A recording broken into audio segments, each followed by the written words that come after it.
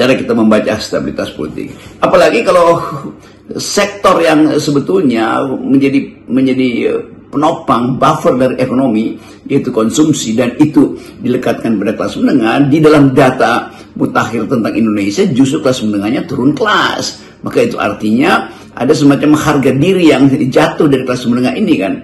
Kalau kelas bawah ya masih ada social safety net, BLT segala macam. Kelas atas pasti growth-nya itu mengikuti prinsip akumulasi. Semakin cepat akumulasi maka tidak mungkin makin miskin. Tetapi kelas menengah inilah yang harusnya dihitung sebagai faktor yang rentan untuk menghasilkan sebetulnya kerusuhan politik sebetulnya kan, atau gempa bumi politik.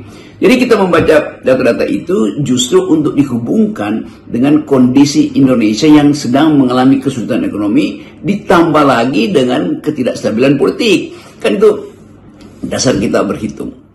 Nah, ini saya mendapat banyak pertanyaan, Bung Rocky. Apa yang terjadi? Kenapa?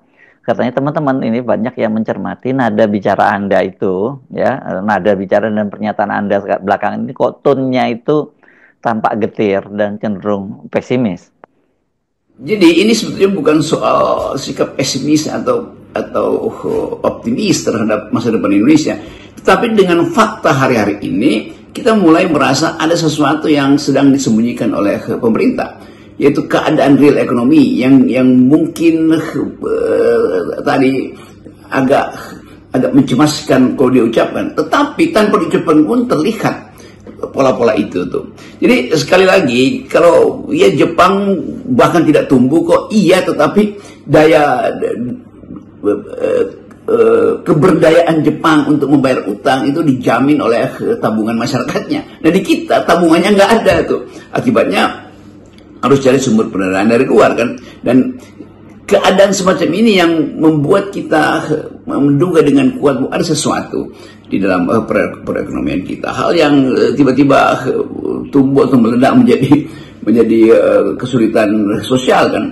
Bahkan salah seorang konsultan kabinet itu siapa namanya yang sering disebut-sebut sebagai ahli dalam prediksi, Ray Dalio, ahli financial dunia itu mulai menerangkan pada kita bahwa iya, yang harus dilihat justru adalah jumlah utang dan kemampuan membayar utang.